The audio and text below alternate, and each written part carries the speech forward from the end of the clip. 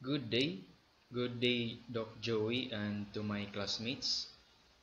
Today, I will be reporting about detecting malingering and deception in forensic evaluations. So, our book is Forensic Psychology and Neuropsychology for Criminal and Civil Cases.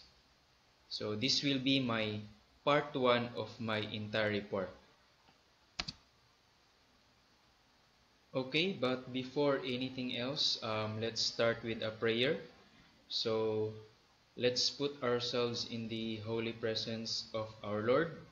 And for the Catholics, let's have our sign of the cross. So in the name of the Father, the Son, the Holy Spirit, Amen. Lord, thank you for today. Thank you for the gift of life. And thank you for keeping us and our family safe and healthy for this entire week. Also, thank you for the provisions and the blessings that you have provided us for this entire week.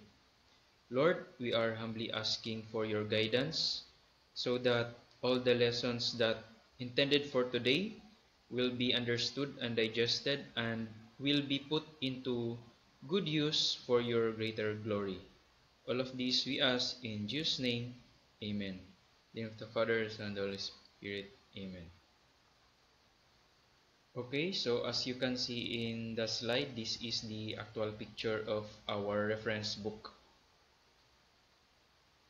For today, the flow of our topic is, we'll first start with a video clip.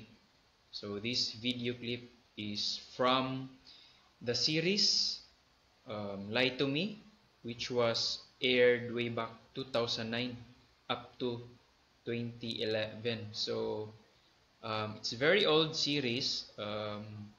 However, I want to show you this because this series was inspired by Dr. Paul Ekman. So you can check him in this link www.paulekman.com, and then it will direct you to this link in this picture. So I am very interested with this person, with this emotion psychologist since 2011 because I find his works and his publications, his research relevant to our professions, mainly because he is into emotions. And for me, knowing the real emotions can be very helpful, especially in the counseling setting or setup. So you might want to check on him, check on his works and published studies because he is also one of the references in my report for today. Next flow in our topics will be we will define some important terms because it is commonly used in my topic for today. Third, we will discuss some misconceptions specifically to deception detection. And then fourth, what are the ethics and moral considerations in forensic evaluations, specifically in the context of deception detection. Fifth, what are the methods and applications? This is very interesting. Number 6, what are the deception strategies and analysis? 7, the process guidelines for forensic investigator.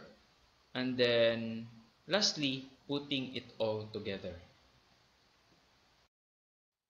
Okay, so I'll show you now the 4 minutes clip of Lie to Me, the series that I introduced earlier.